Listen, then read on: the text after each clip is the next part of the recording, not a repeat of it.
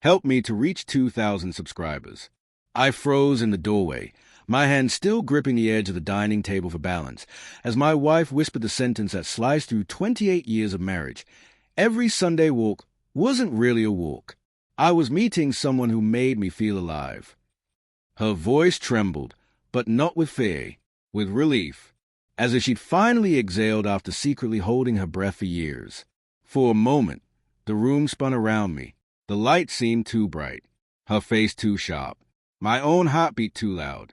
I felt as if the floor had shifted under my feet, leaving me grasping for anything solid enough to hold on to.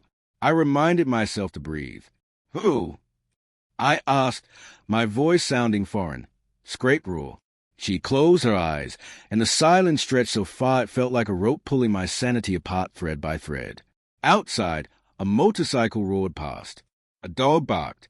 The ordinary world continued, unaware that mine had just fractured.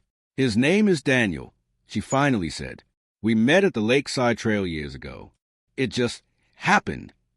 That word, happened, as if betrayal were a natural phenomenon, like rain. My stomach twisted. Every Sunday, every single Sunday. 28 years of shared routines, shared mornings, shared promises, bent around a lie I never saw coming. Except I had little signs, little shifts, little pieces I'd swept aside because love makes you blind, loyal, and sometimes willfully stupid. The new perfume she claimed was a gift from a coworker. The sudden insistence on walking alone. The way she glowed afterward, as if someone had lit a match behind her ribs. I chose to believe it was the exercise. "Why are you telling me now?" I managed. She wouldn't look at me. Her hands twisted together, wringing themselves over invisible guilt. "Because he wants more," she whispered. "And I needed to tell you before I made any decisions." My heart cracked. "Decisions?" She nodded slowly, eyes glistening. "I don't want to hurt you, but I can't pretend I'm not waking up in ways I haven't felt in years." The words hit me like a blow. Not felt in years. So our life together, steady, quiet, reliable, no longer made her feel alive. I wanted to scream. I wanted to collapse. I wanted to ask what I had done wrong.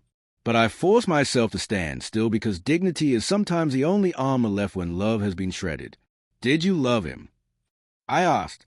She hesitated, and that hesitation, only 3 seconds long, destroyed me more thoroughly than any shouted confession.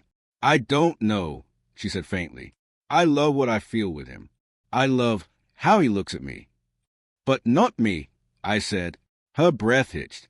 "It's not that simple." But betrayal is always simple for the one who didn't choose it.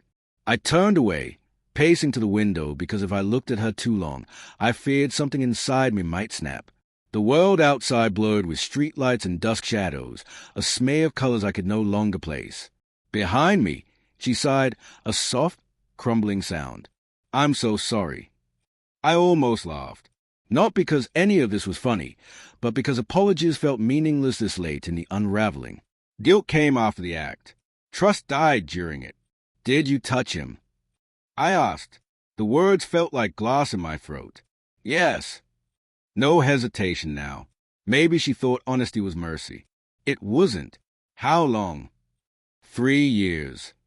3 years. 36 months. Over 100 Sundays.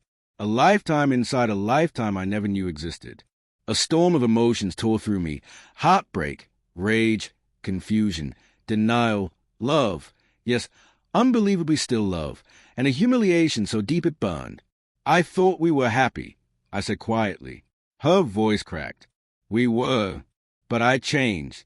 Or maybe I disappeared somewhere along the way and didn't know how to tell you." My eyes closed. "So you told him instead." She cried then, muffled sobs into her palms, but all I felt was a numbness creeping into my bones, replacing warmth with cold, reason with instinct. "Tell me the truth," I said. "If he hadn't pressured you for more, would you have ever told me?" Her silence was my answer, and it shattered something inside me for good. Finally, I turned back to her.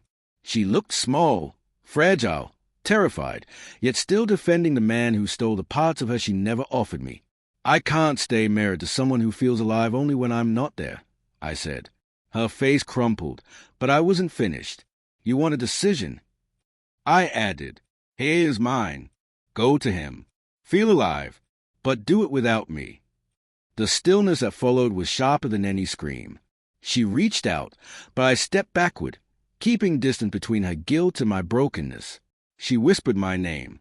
I didn't answer. Some things, once cracked, never returned to their shape.